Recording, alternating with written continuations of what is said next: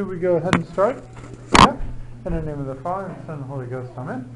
Hail Mary, full of grace, the Lord is with thee. Blessed art thou among women, and blessed is the fruit of thy womb, Jesus. Holy Mary, Mother of God, pray for us sinners, now and at the hour of our death. Amen. Viva Cristo Rey, que viva. In the name of the Father, and the Son, and the Holy Ghost. Amen. Thank you all for coming. I do foresee that there will be one more session, final installment. So hopefully that will be at the 4 sessions. And I am recording these, as you can see. And by the way, because I'm recording and because I do want to put these on the internet, I do want to mention, just for the purpose of that my name is Father John Rickert. I'm the pastor at Immaculate Conception in Omaha, Nebraska. I'm a member of the priestly fraternity of St. Peter. I mention that because at least I personally don't really like this idea of just anonymous preaching. I have serious problems with that. So anyway, I just want to, if people need to get a hold of me, they can find out where to get a hold of me. So as I say, at least I'll have that information there. And also, again, if you're just tuning in after these, this is the 3rd of 4 sessions. Most of what I'm saying is drawn from Father Jose Maria Iraburu, Spanish priest, his work, The Acts of the Apostles in North America. Terrific work, by the way. Any questions before we begin for tonight? Any questions? And I don't want to scandalize any of you, by the way, but just by way of a foretaste, I have to admit that this is one of those nights where you just want to get a bottle of tequila and say that nobody gets out of here until it's all gone, because there's just a lot of bad news. There's a lot of bad news. It's a very, very sad story. Now, how many of you have seen For Greater Glory? Many of you, right? Pretty good movie all in all, but we're going to find that in the end, things just, the movie is a little bit, looks at things through rose-colored glasses, whereas the reality is much, much more grim, just by way of forewarning. Now, when we left off last time, we had this story of this maid who heard the bell ringing to go and rise to the call to defend, and so she just left everything, including the pots on the fire. She left everything to go help out, right? And so, continuing then in that thread there, Father Iraburu says this: one cannot adequately appreciate the value of the Catholic Mexican women in the Cristiada, who spread propaganda, conveyed directions, received fugitives, cured wounds, and helped clandestinely with the provision of food and arms. The women's brigades of St. Joan of Arc, this is his term, the pretty brigades, the Brigadas Bonitas, wrote legendary stories. But in the end, war is a matter for men, and it came to fierce peasants. Ezekiel Mendoza Barragan, a rancher from Coacaman in Michoacan. Michoacan is kind of between Jalisco and Mexico City, also very solid, very Catholic, very conservative, whose patriarchal voice we will hear on other occasions relates this. Quote, this is from Ezekiel Mendoza Barragan. Hundreds of us signed the papers, sent them to Calles and his followers, but everything was futile. The Callistas thought themselves to be really something and proceeded to press us, killing people and confiscating the private possessions of Catholics. I myself, unknowingly but with gusto, on finding out the new proceedings of such a government, exalted myself and wanted to cover the sun with a finger. Such were my sentiments. I went to muster people armed and ready for war in defense of the liberty of God and of neighbors. Jean Meyer, in volume 1 of his work, describes in detail the ups and downs which came along with the passage of the years of the Cristiada, which he divides into the following phases. Incubation from July to December of 1926. Explosion of armed uprising from January of 1927. Consolidation of positions from July of 1927 to July of 1928. And that is to say, from the time of General Gorostieta, that he took leadership of the Cristeros until the death of Obregon. Prolongation of the conflict from August 1928 until February 1929, a time in which the government began to realize that it could not defeat the Cristeros militarily. The apogee of the Cristero movement from March to June of 1929, and by apogee we mean their greatest level of success, right? And tragically, the disbandment of the Cristeros in June 1929, when the ill-named arrangements between the church and state were produced. If I slip and call those arreglos, I'm sorry, I try to use arrangements throughout, but if you hear me say arreglos, arrangements, that's the same thing, okay? So hopefully I did a consistent translation there, but that's what I'm talking about. So Father Iraburu has a section on the federal army. The army, consubstantial with the government in Mexico of that time, quote, considered the church to be its personal adversary, an active agent of anti-clericalism and of anti-religious antagonism. It carried on its own war, its own religious war. General Eligio Ortiz ordered a soldier shot because he saw him wearing a scapular. Some officials led their troops into combat with the cry, "Viva Satan," long live Satan. Quote, each weapon recruited on its own. The enlistment was supposed to be voluntary and committed for at least 3 years, a condition that many times was not fulfilled, to the point that they started using means to keep the volunteers tied. They used whatever they could find: common criminals, unemployed workers, peasants, and above all, the rural lower classes and Indians, whether conquered or not, subjected or not. The brutality and lack of discipline of these troops can hardly be described. Not having the services of a quartermaster, quote, the provision of food was under the charge of the women accompanying the soldiers, the famous soldaderas, who marched along the side of the army and, like locusts, descended on fields and towns. Desertion, which was frequent even in times of peace, came to be massive during the time of war.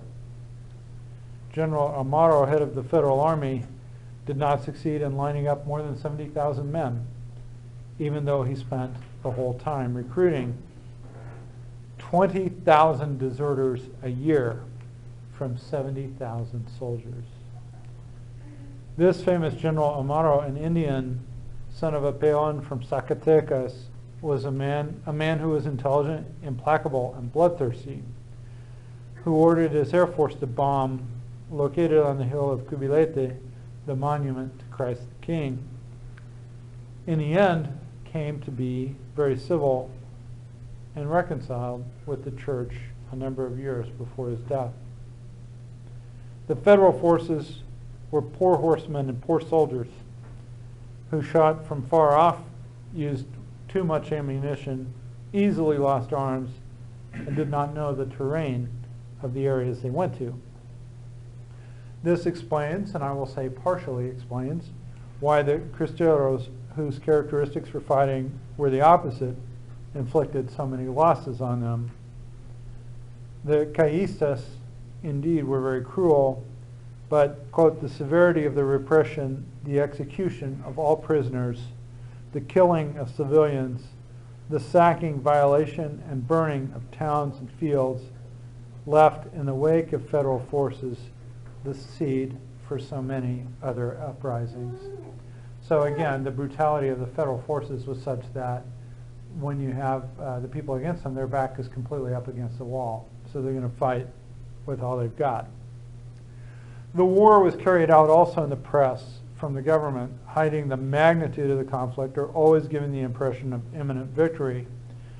Joined with the military fight already mentioned above, General Amaro propagandized a campaign of defanaticization, like the one that gave the orders to the governor of Jalisco to change the names of all the places that bore names of saints. And this is a change that remains even to the present day. I'm adding my own comment here. So if you look at all the streets in the area around our church in Guadalajara, all of these carry names of secular revolutionaries. The names of the saints have been completely obliterated. Yeah, question? Father, I was wondering with a lot of people, like Castro, I think had Che Guevara, and then Che Guevara. Okay, okay, you know how to say his name. And then Hitler. There's always an individual that these leaders usually have that has a particular bloodlust.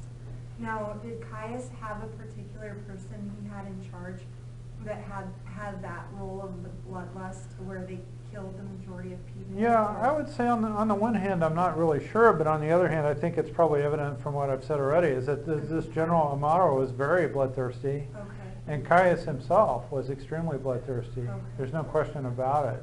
And this was encouraged by, to be said the case with others as well.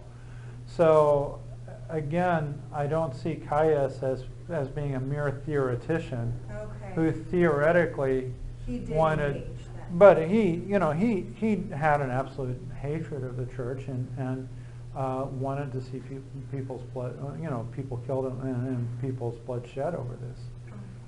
So yeah, I mean, in terms of having the thug, the hammer, as a right-hand man, in this case, I don't think it was really even needed. General Amaro may have been that man, but Caius was a general. Remember that. Almost all the presidents of Mexico, as we saw from Porfirio Diaz all the way on, have been generals, almost all of them. And so they are no strangers to conflict and bloodshed, right? So, okay. I mean, I don't know. That's about the best answer I can give to your question. And so, yeah, you do see these names of the streets that are very, very secular with very little or no mention of saints, which is very sad. And also what you do see as well is you see, not very far from our church, a beautiful, beautiful convent that was appropriated by the government and secularized and everything. But you walk in there and you know it's a convent. You can tell by the architecture. So it's very sad that the remnants of all this secularization remain, definitely. And the church couldn't reclaim it? The church never did reclaim them. So, and we'll kind of see why that is. All means were tried, including bribery. And so on one occasion, the government tried to buy off a Cristero officer called El Catorce, the 14, right? So if you've seen the movie, which most of you have, you remember Catorce. He's a very rough around edges, kind of thug-like character. His real name was Victoriano Ramirez. He's the guy who kills all those guys single-handedly. That's how he got his name, by the way, because he killed 14 of them, right? Catorce. But he replied, "Don't give me anything except to get things worked out with the priests and the churches, and I'll be at peace. But as long as they don't work it out, they shouldn't think that they're going to buy me with money." And so that's what we have that from his own, we have that directly. And so again, if you remember in the movie, there's that scene where he's about to string this guy up, and the guy says, "Oh, I have money," and he says to him, "Spend it in hell." You remember that? But that's true to character. Now, whether that actually happened in real life, I don't know. But again, that is true to character. He was not one to be bought off. Okay? The desperation of the government kept increasing as the months passed, and the government saw itself unable to conquer, in the words of the governor of Colima, which is a state in Mexico, quote, "the episcopal hordes of fanatics who, fooled by clerical bull, have thrown themselves into the very crazy adventure of restoring the predominance of the priests." And I have to interject a comment. Does it sound anything like the modern day left? In the middle of 1928, the Cristeros, approximately 25,000 men in arms, quote, "now could not be conquered," says Meyer, which constituted a great victory. But the government, sustained by American force, did not seem to be at the point of losing. In reality, the position of the Cristeros in the middle of 1929 was better than that of the federal forces. For combating for an absolute cause, they had greater morale and discipline, and operating in small groups which hit and run, PKUE, hit and run, PKUE, suffered many fewer losses than the soldiers of Caius. So it was a guerrilla war for the most part, right? After 3 years of war, it is calculated that 25 to 30,000 Cristeros died and about 60,000 federal forces.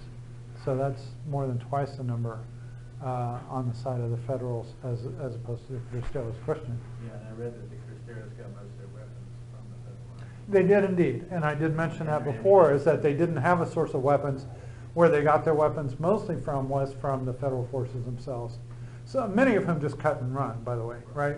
Again, desertions were very common, and they would just flee. And let's face it too, even among the federal forces, it'd be interesting to hear, get some testimony from that side of things. But let's face it, even among those federal forces, they must have had a lot of quasi-Catholics who just did not feel right with what they were doing, right? Who just like, this is just wrong.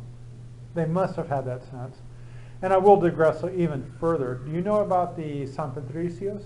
Have you ever heard about that? Yeah, In the War of 1848, the U.S.-Mexican War, there was an Irish brigade of soldiers. They were Irish Catholics, and we were fighting Mexico, and they clued in pretty quickly that this was a religious war and that it was against the Catholic Church. So they switched sides and became the San Patricios. Now things turned out very badly for them. But they clued in, and it's like, hey, we can't do this. We're fighting against the church here. So they switched sides. But the San Patricios, that was in the war, Mexican-American War of 1848.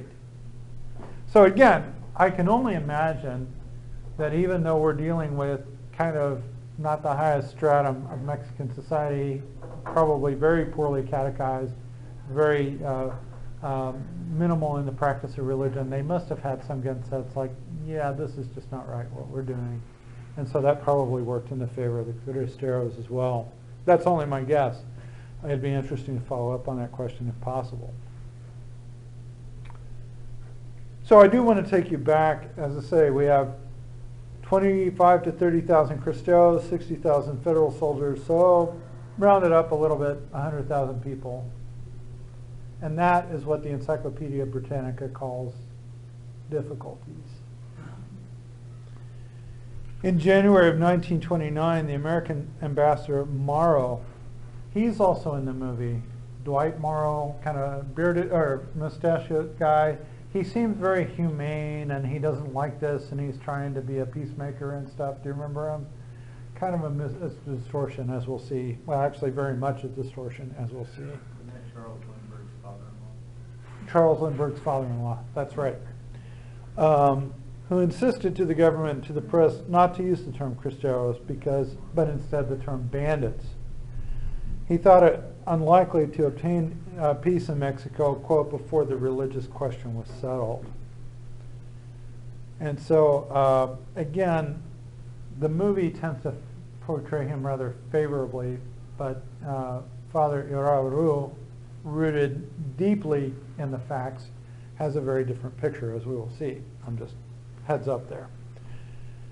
Continuing, in February, the same politician saw the picture as being very dark, and a senator said in a discourse to his colleagues, quote, "Is it that our soldiers don't know how to combat ranchers, or that they don't want this rebellion to be over? Let's just say it and not beat around the bush. Do not forget that if 3 more states of Mexico rise up, you'd better watch out for your hold on power." So there was alarm. There was realization. In fact, one really good video I've seen on YouTube mentions that towards the end of things, even some of the generals under Calles were like, "This is crazy. It is crazy to keep going this way. We have to put an end to this." So the government was really on the run. The Cristeros were winning. It's very important to remember that. In the middle of 1929, it was seen very clearly that, at least in the short time, neither side could win. Now, that doesn't contradict what I just said. We had reached something of a stalemate, but as we say in modern day political terms, the momentum was clearly on the side of the Cristeros. Does that make sense? Nevertheless, in this dead heat, there was a great difference. While the Cristeros were disposed to keep fighting as long as necessary to obtain the abolition of the laws that persecuted the church, the government, seeing itself bankrupt both financially and socially in the eyes of nations, had extreme urgency to end the conflict as soon as possible. So they're ready just to throw in the towel. Even though, again, in terms of the actual standing, it may look about even. The reality is it was not far from that tipping point where the Cristeros could really have just gone all the way and taken everything. These were favorable conditions to negotiate the recognition of the rights of the church. And so what comes up next then is the rumors of a possible agreement. From the middle of 1927, the supreme command of the Cristeros was under General Gorostieta, a career military man to whom the rumors kept coming of a possible arrangement between the church and the state, supported by the Cristero Guardia Nacional, National Guard. Now let me tell you a little bit about Ernesto Gorostieta. He was indeed a very, very highly qualified military man. He went to the equivalent of West Point in Mexico. I mean, there, West Point. And he was a general. In fact, when he was killed, he was under 40 years old. So he was really very, very accomplished. But there's a very surprising fact about him. He was a Mason. However, when one of his children was born, his wife, who actually was a devout Catholic and to whom he was very, very much devoted, his wife wanted to get the child baptized. Okay, so they go down to church and they find the church closed and locked and everything, inaccessible. And his wife, of course, was extremely upset by this, and that hurt him very deeply because he had such a devotion to his wife. And so, again, something inside him flipped there, and even in spite of his own lack of faith and secularism and everything else, he really detested Calles. He really hated him. And so it was actually pretty easy to recruit on the side of the Cristeros. And let's face it, too, to be really honest, very fascinating figure. He's very mixed, a very mixed figure. Was that Andy Garcia's? Andy Garcia in the movie. Yes, exactly. He was also personally very ambitious. I mean, he was. He has a very accomplished go-getter, had been to a very prestigious academy, so he was ambitious personally as well, and that certainly played into it, okay? That's all right. God uses these means, which are mysterious to us. Oh, and by the way, just so I don't forget to mention it later, to the very best of my knowledge, as the movie itself sort of alludes to, I think he died reconciled with the church. To the very, very best of my knowledge. I think that in the end, the example of the Cristeros around him, he got enough of his faith back that he went to confession and died reconciled with the church. To the best of my knowledge, that's the case. So anyway, he's in charge of the Cristero forces. As these rumors increased, the 16th of May, 1929, Gorostieta wrote the Mexican bishops a long letter of which we quote a fragment. And I did find on the internet a very good source that I believe has the whole letter. It's just all in Spanish, but I think it does have the whole thing if you want to see it. So this is an extract that Father Iraburu quotes from the letter of General Gorostieta. From the time our conflict began, the national press and even the foreign press have not ceased to speak of possible arrangements between the so-called government and some member selected by the Mexican episcopate to bring an end to the religious problem. Every time that such news has appeared, the men in the combat have felt that the chill of death is invading them, 1,000 times worse than all the dangers they have decided to face. Every time that the press tells us that a designated bishop is in negotiation with Callism, we feel a full strike in the face, so much more painful as it comes from those from whom we should hope for consolation, a word of support in our battle, support and consolation that, with one extremely honorable exception, we have not received from anyone. And that exception is Bishop Martinez Izarete, the Bishop of Huejutla, who had been exiled 17 years. Continuing with the letter of Gorostieta. If the bishops, upon presenting themselves to deal with the government, approve of the approach of the Guardia Nacional, which is what he's in charge of there, if they are in agreement with the only thing that the despot left us, they will need to consider our way of thinking and attend to our needs. And in that case, we have no objections.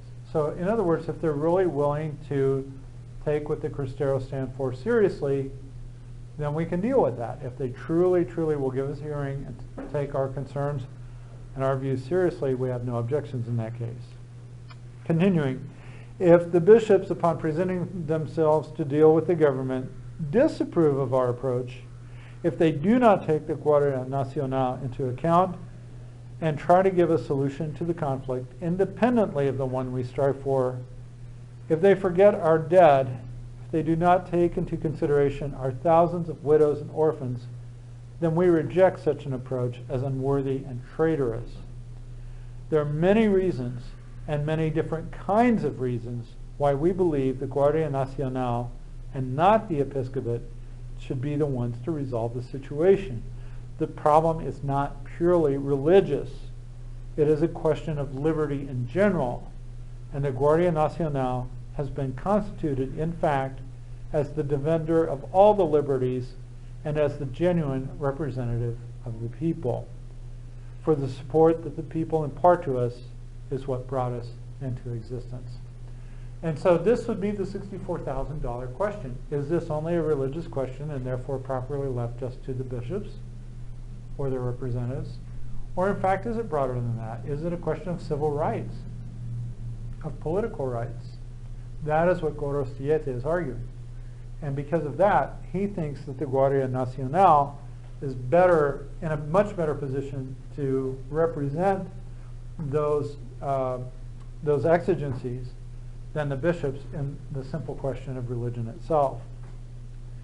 As a final reason that the Guardia Nacional should be in charge of resolving the conflict, we believe that we have the right to be heard, if for no other reason than that of being a constitutive part of the Catholic Church in Mexico, precisely for being the most important part of the institution that the Mexican bishops govern.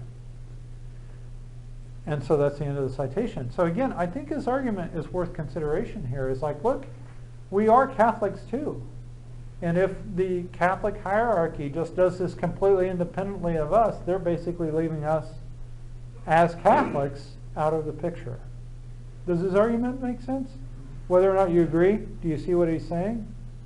It'd be interesting to read the whole letter. I think perhaps that could really, I mean, I'm favorably disposed to what he's saying there. It certainly, in my mind, it makes the case that there should have been dual cooperation there and not just a one-sided thing, right? That there should have been a joint agreement that both sides would have to say, okay, okay, and not just one or the other. That would be my view. And I did find a place where the whole letter is available, as I say. I haven't had time to read it through. So that was May 16th of 1929. June 2nd, which is what, just a few weeks later, 1929, General Gorostieta was assassinated in an ambush by the Callistas. I think involved the treachery of one of his colonels, I believe. And then General Degollado succeeded him as being in charge of the Guardia Nacional.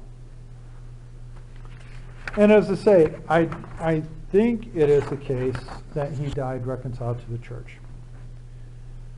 And so then we reach the really, really bad news. The arrangements of June 21st, 1929. The history of the arrangements, arreglos, attained in June of 1929 is so sad that we will make only a brief reference to it, focusing above all on the documented information that Lopez Beltran has recently given us on the matter. Monsignor Ruiz y Flores, the apostolic delegate at the referendum, chose as a secretary to negotiate Monsignor Pascual Diaz y Barreto, we've heard that name before, quote, the only bishop who had shown a decided effort to obtain a deal with the Callistas. Both were transported from the U.S. to Mexico in solitary confinement in a train car by the American diplomat Dwight Whitney Morrow. He's the one I just mentioned. A banker and diplomat, a Protestant and a Mason, an accomplice of Caius and of the president at this time, Portes Gil. So at this point, by the way, Caius has been driven out of power because he was such a disaster. As Robert told us, Mexico was financially bankrupt. And so Caius was forced out of power, and he actually died in obscurity and disgrace. Whether he reconciled with the church, I don't know. I'm afraid he didn't. I don't know. But he did die in obscurity and disgrace. Actually, he's buried not very far from where Blessed Miguel Pro is buried, ironically. Even after arriving in Mexico City, the bishops continued to be in solitary confinement in the luxurious residence of the banker Agustin Legorreta. They did not receive the Mexican bishops nor a representative of the League for the Defense of Religious Liberty.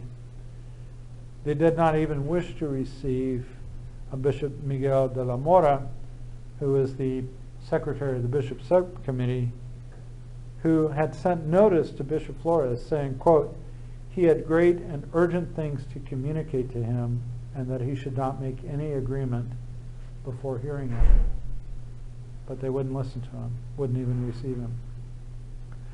The doors of that house in those days were open only for, quote, Morrow and for the foreign priests Wilfred Parsons and Edmund Walsh, S.J., who was an expert in international politics at Georgetown University, and for Cruchaga Tocornal, the ambassador from Chile, and for other foreigners, but not for Mexicans.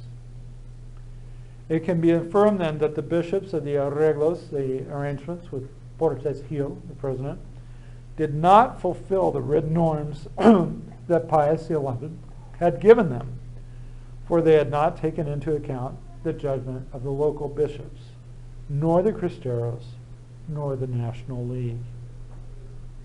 They did not even remotely accomplish the derogation of the persecutorial laws against the church. And still less did they obtain written guarantees to protect the fate of the Cristeros after they put down their arms.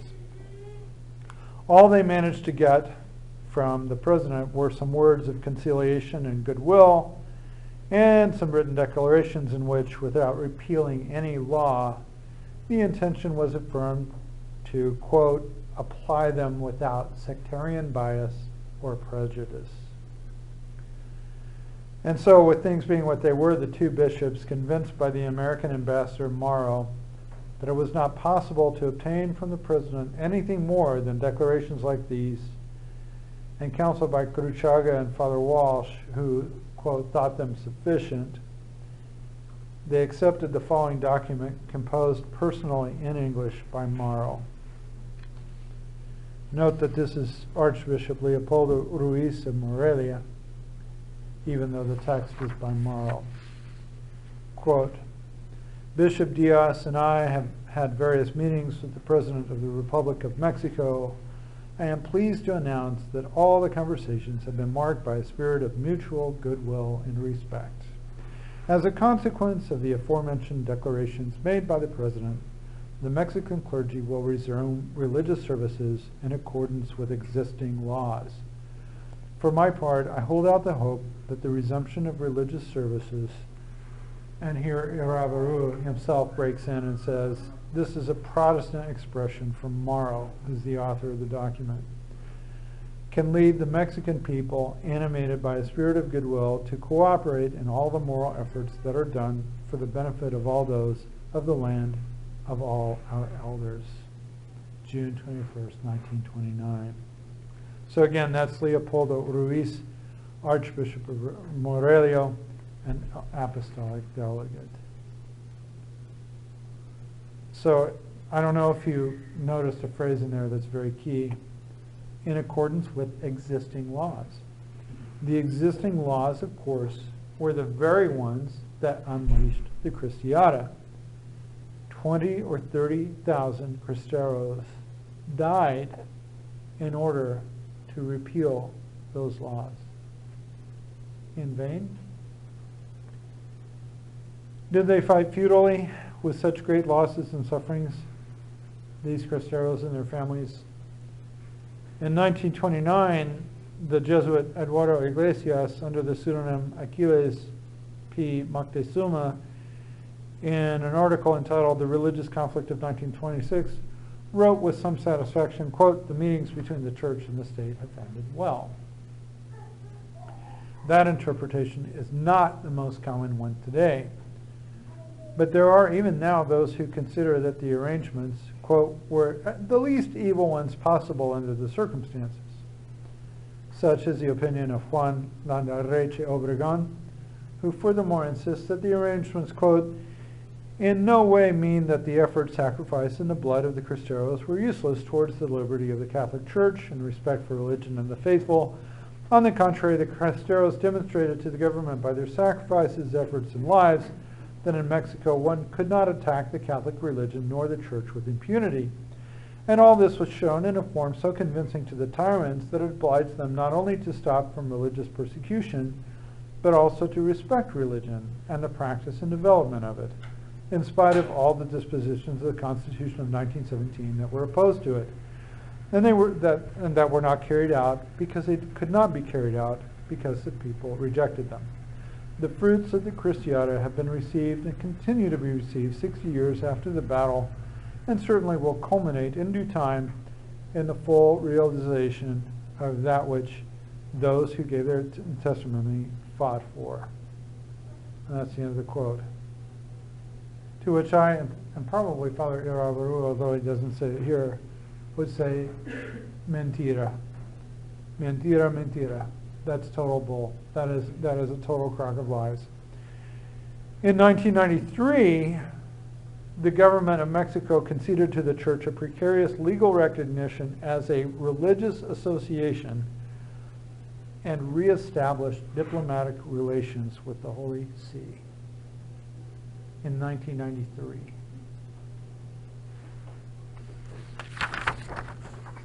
And the chapter here then, or the title next, is A Triumph of Freemasonry.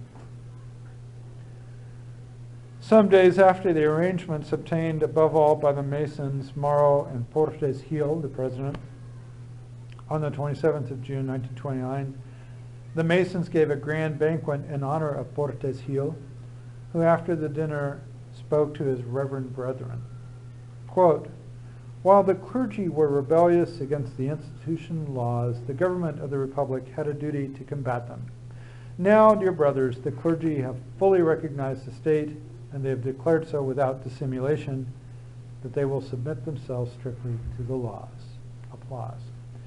And I could not deny to Catholics the right that they have to submit to the laws. The battle, nevertheless, is eternal. The battle began 20 centuries ago. I declare in the presence of Freemasons here that while I am in the government, I will carry out this legislation strictly. Applause. In Mexico, the state and Freemasonry have been, in recent years, one and the same thing. Two entities that go forward together because the men who in recent years have been in power have known how to form common cause with the revolutionary principles of Freemasonry. Close, end of quote. He alludes to the same revolution that assassinated Garcia Moreno in Ecuador and that won so many victories in the 19th and 20th centuries in Latin America with the support of local and American Freemasonry. And I'm sorry I wasn't able to look into this, but I believe that basically like Bernardo O'Higgins and all the liberators of South America, Freemasons, those were all Freemasonic rebellions against Spain. Of course, the last place that Spain lost was Cuba in 1898. I don't know if you know that. But the independence of all those Latin American states was due to revolutionary work by Freemasons.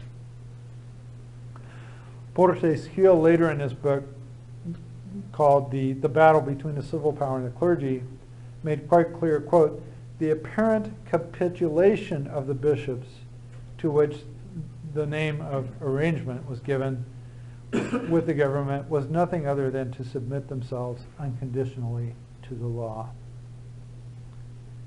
In 1958, away from the church, he died in Mixcoac, and in the obituary published by the very respectable Grand Lodge Valle de Mexico, they cited him, quote, as an active member and Grand Captain of the Guard of the Supreme Council, 33rd degree. Now, how about a little digression? We're doing pretty well on time here. So the language we hear from these Freemasons is, well, the church needs to follow the law, so the law can be the supreme law of the land. We get that story here in America as well, right? So how do we handle that? How do we handle the HHS mandate when it comes from the Obama administration? I think they did away with it recently, right? Didn't they? I think they basically abrogated it. Thanks be to God. So it's very simple. God is truth. He is the way, the truth, and the life. It's pure truth. Truth cannot contradict itself, right? So if God says always, always, always obey the civil laws, but the civil law says disobey God's law, then God would be telling us to violate his own law. He would be contradicting himself, right? God's pure truth, he won't contradict himself. So to avoid the contradiction, we have to put it this way. God, speaking to us through the fourth commandment, says to obey legitimate human authorities, provided that they do not command us to go against his own law, right? So if legitimate human authority, whether it's a state government or whether it's a teacher in a classroom, right? It has very broad application. If the human authority gives a command that they have the authority to make, and that the command does not contradict higher law, then that law is to be observed. So then it's all consistent. Does that make sense? And of course, divine law is the highest of all. Natural law is higher than any human law. No human on this earth, even the Pope, can change natural law because he cannot change human nature. Right? So any law, any agreement, any action, whatever that goes against the natural law is wrong. Human beings cannot change the natural law. We can't change the divine law. So again, God is commanding us to obey those laws that are consistent with his law. And as long as we do that, we're being good according to the Fourth Amendment. But to say that the church should be subject to the state is insanity. It goes against what God himself wants. Does that make sense? Okay. So then we reach the disbandment of the Cristeros. The supreme officer of the Guardia Nacional, who at this point, because Gorostieta was killed, is General Jesus de Gollado Guisar, dutifully ordered all the Cristeros, quote, in spite of the fact that it tears our soul out of us, a heartbreaking message of disbandment, of which we quote the final paragraph. Quote, the National Guard disappears, not conquered by our enemies, but in reality abandoned by those who should receive, first of all, the valiant fruit of their sacrifices and abnegation. Ave Cristo. We who go to our humiliation for thee, to banishment, perhaps to a glorious death, victims of our enemies, with the most fervent love we have, salute thee, and one more time proclaim thee, King of our country. Viva Cristo Rey, viva Santa Maria de Guadalupe, Dios, Patria, y Libertad. Perhaps to a glorious death. In fact, soon after the arrangements, the government showing, quote, the spirit of goodwill and respect assured to the negotiating bishops began, through sinister agents, the systematic assassination and premeditated murder of the Cristeros who had laid down their arms. The manhunt was serious and effective, since one can estimate, based on the evidence, a number of about 1,500 victims, of whom 500 were officers from the rank of lieutenant to general. And so, yes, you heard that correctly. After the Cristeros laid down their arms, the government came after them and managed to kill about 1,500 of them. It is also necessary to say, and this to the credit of the following men, that more than one federal general warned the Cristeros of the danger that they were facing. But in any case, even with this, more Cristero officers were killed after the arrangements than during the war.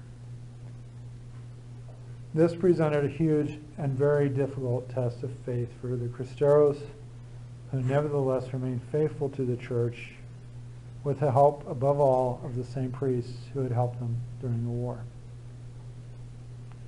The chaplain of the Cristeros of Colima, which is a state in Mexico, Father Enrique de Jesus Ochoa, in his book, The Cristeros of the Volcano of Colima, relates how, quote, Bishop Ruiz y Flores himself truly cried when he saw himself made a fool, when he saw the failure of the arrangements, if they can even be called that, as he himself said, writing in his own hand on August 1st, 1929.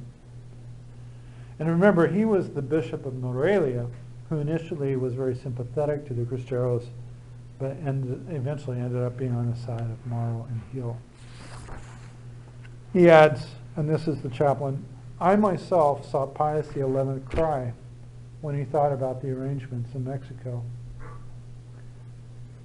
The truth is that the two bishops of the arrangements, and especially Bishop Pascual Diaz, suffered much in the years afterwards, and at least on the part of certain sectors, suffered a real moral lynching because people were so upset with them. Recently, the journal 30 Days, 1993, number 66, published an interview with the Mexican painter Dolores Ortega, then aged 85, who lived around the time of the Cristiada with her husband, Carlos Diaz de Soriano, one of those with authority in the National League. To the question, why did the bishops sign the accords, the arreglos? She responds, they were confused and deceived. After the arrangements, we invited Bishop Diaz, the Archbishop of Mexico City, to dine with us. We were eating, and my husband said to him, tell me, Eminence, what do you think of the arrangements? He lowered his eyes, tears poured out, and he said, Dear Charles, please don't bring this up to me. It causes too much grief. They deceived us. To that, Mr. Ortega responded to him, no, they didn't.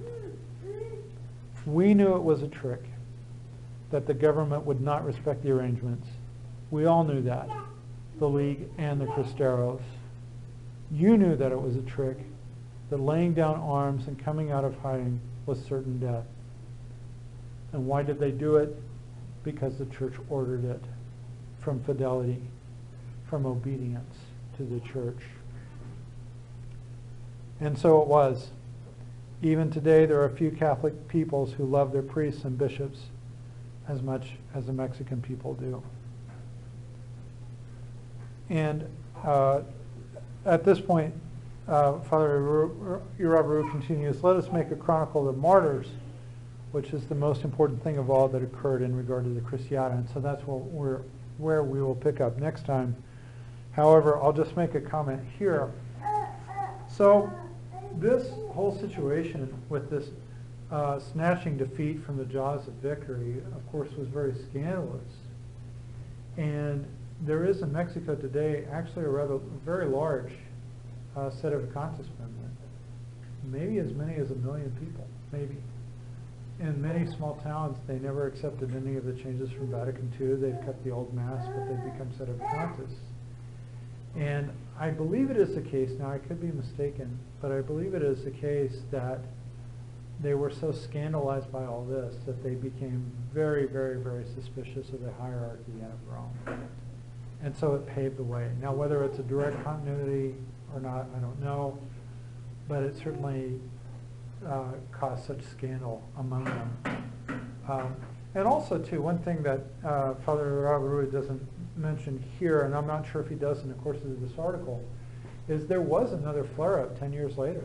In the late 30s, there was another flare-up. Now, it was not as severe and not as prolonged, but again, there was another flare-up of the very same things. And again, of a Cristero-type uprising against it. I think that was the last one. I think that the last time there have been truly armed uprisings, what occurred before 1940.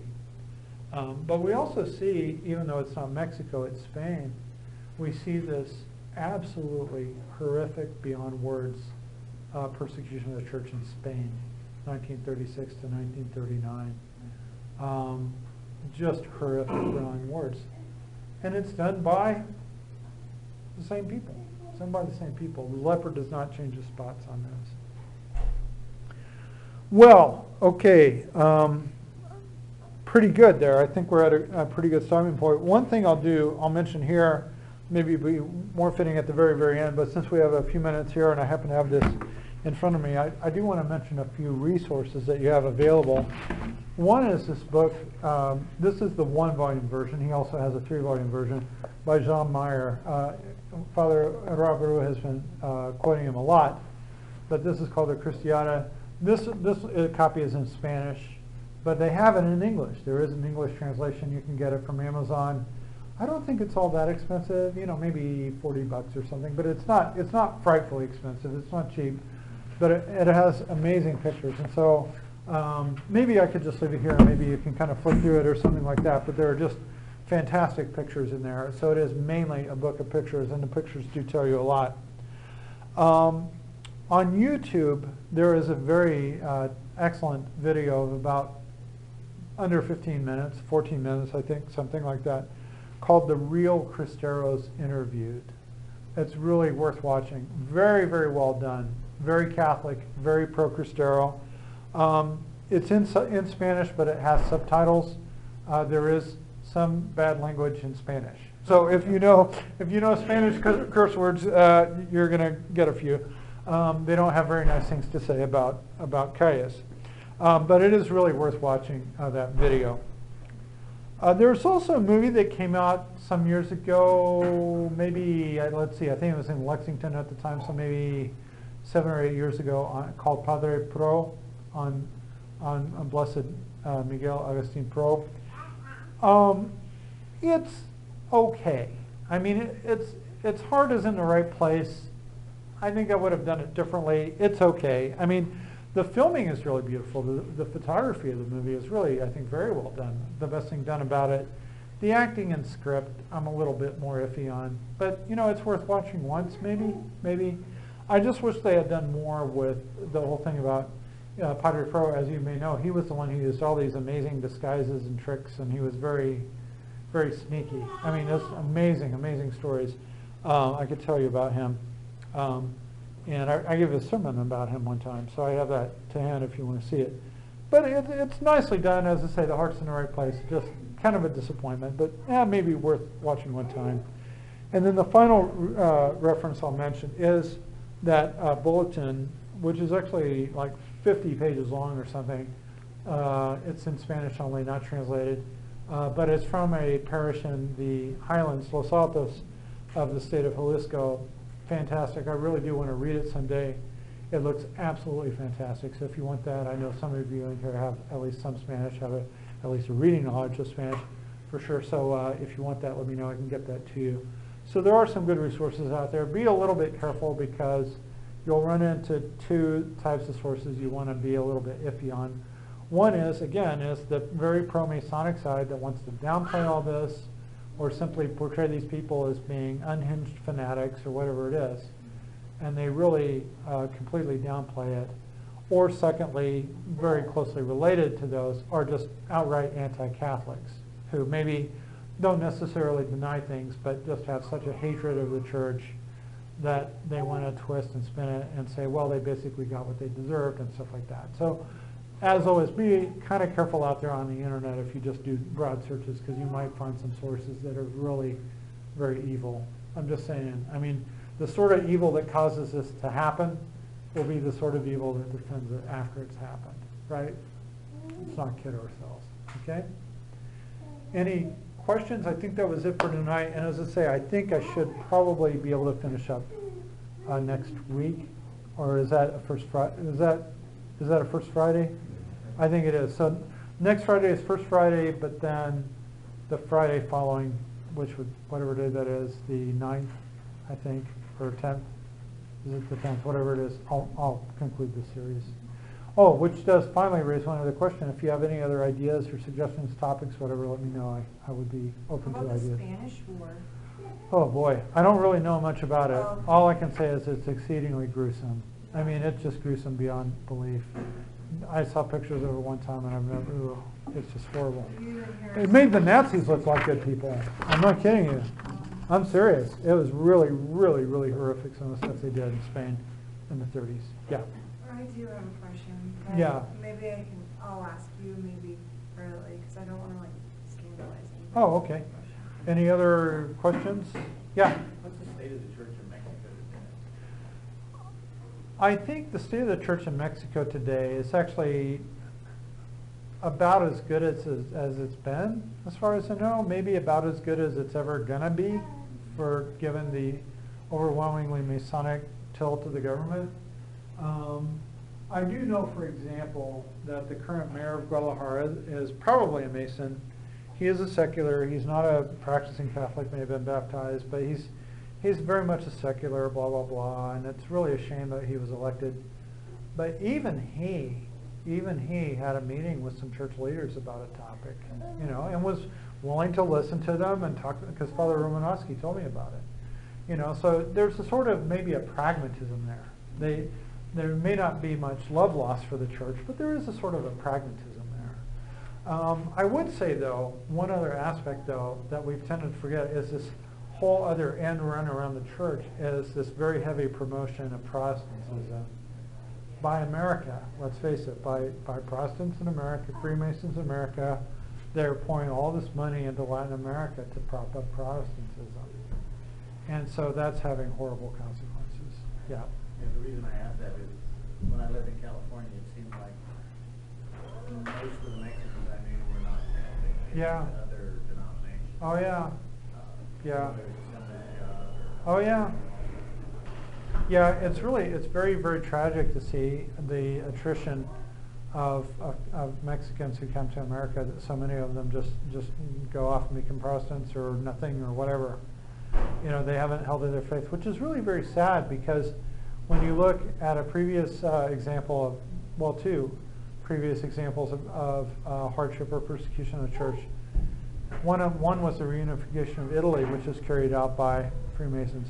The Italians who were Catholics were persecuted, and so many of them came over to America, but they stayed Catholic. They did for 2, 3, 4 generations, right? And the Irish, with the famine and the absolutely inhumane treatment of the Irish during the famine, they stayed Catholic. And the ones who came over to America did too, for several generations. But unfortunately, with the Mexicans this time, it's very, very tragic to see that within 1 or 2 generations, the faith is being lost. Very sad. Tragic. Yep. And so, yeah, we have a lot of work to do there. We have a lot of work to do. Any other questions or anything before we call it a night? All right, let me give you a blessing. Benedictio Dei omnipotentis, Patris, et Filii, et Spiritus Sancti, descendat super vos, et maneat semper. Amen. Viva Cristo Rey. That was very bad. Try it again. Okay, viva!